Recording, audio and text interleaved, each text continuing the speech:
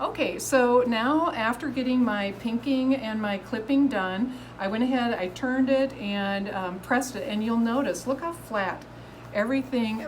I did not have to work hard to get it to do this. It really does a great job if you have done as much clipping as is needed. Now, when I did get it turned, I discovered one of these was wanting to be puckery underneath the arm, so I just had to go back in and add a few more snips, and then it laid really nice. So the next step is the part that's got everybody a little bit baffled, but what we're gonna do is just go slow and practice, and I think eventually you'll be comfortable with this. We are gonna find a way to hem this from the inside of the garment, and that way we don't have to do any hand stitching around the bottom. So what we're gonna do, we're gonna go inside our dress, we're gonna find the side seam with a hole. If you have accidentally sewn up the side seams, just go ahead and pick apart one side seam, and a hand's width will be great. So what I'm gonna do, just so that in a minute this is gonna be seeming confusing, so let's do this. Let's pinch one spot on the hem. We're gonna go inside the hem and find that pinched area. Pull it up for just a second.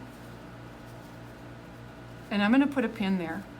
And in a minute, you will see why I'm going to do that.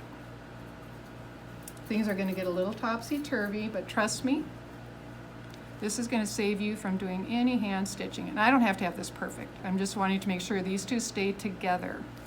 All right, now we are going to pull the dress through that hole. And you might think you don't need to do this, like that just seems silly, but it won't work otherwise.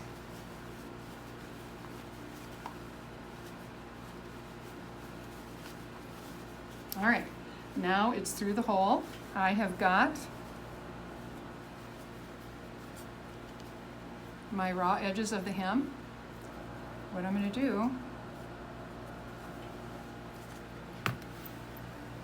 is just stitch these two together.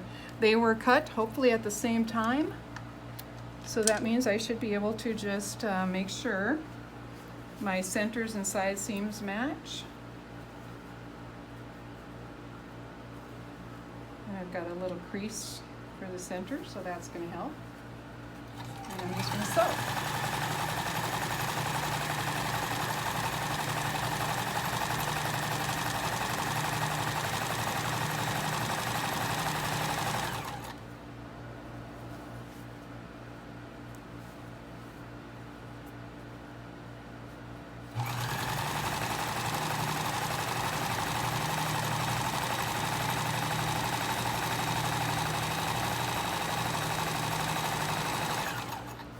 I am definitely going to make sure that my seams are matching up with each other, because I can't fix it if I get to the other end and one is bigger than the other. All right, so now you see I'm actually having to go, I don't know if you can see this, but I'm in a loop here. But because I have everything anchored down, if I simply follow the loop, don't worry about it. Again, look for my center. This could be the center back or front, I'm not really sure. Doesn't matter as long as it's the center.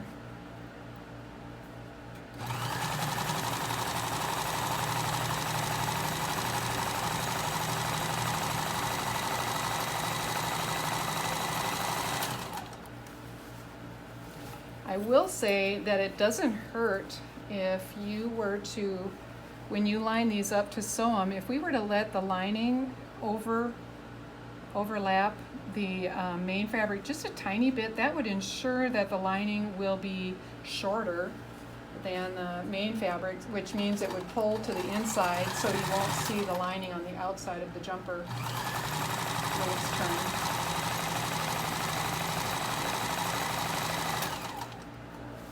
And now I'm all the way back to the beginning. I've accidentally dog-eared the seam allowance. I'm going to fix that.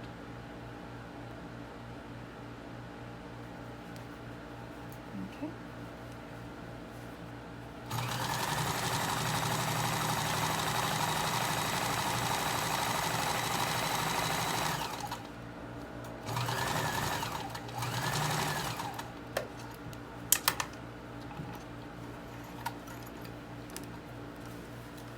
So now we have to find the opening and pull it back through. So there was my opening. I just reached inside. I didn't really worry about what I'm grabbing, it doesn't matter. Just push everybody back through that hole. And like magic, when you shake that out, it all makes sense again. So it's a little crazy while you're in there. A little bit like Alice in Wonderland, right? Going down in the hole, but we have a hem jumper. All we're going to need to do is iron that, and to close up the opening, I'll show you what I'm going to do. I'm just going to pinch that, and I'm going to lay it on the machine. I am going to sew as close to that folded edge as I can, back stitch a little bit to start. You could hand stitch this if you wanted to. Those who know me know I will always opt to use the sewing machine if I can.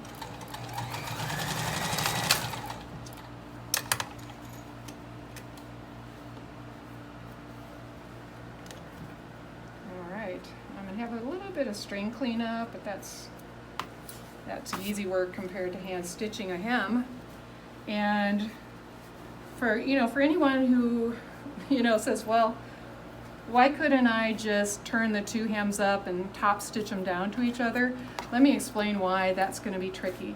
Once you top stitch them down, if you've got any kind of a difference in the lengths, you've made that become what would you call it? It's an end point. Nothing can change about it. So let's say the lining is longer than the jumper.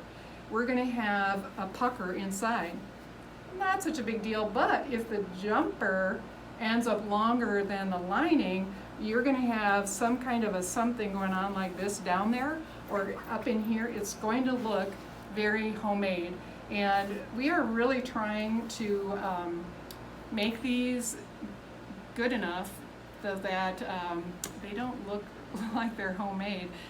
We're hoping to keep these here for foster care programs where people would actually look at it and say, hey, that's just like a boutique dress, I would put that on my child.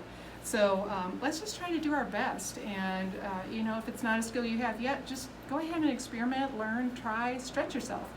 All right, that is our line jumper.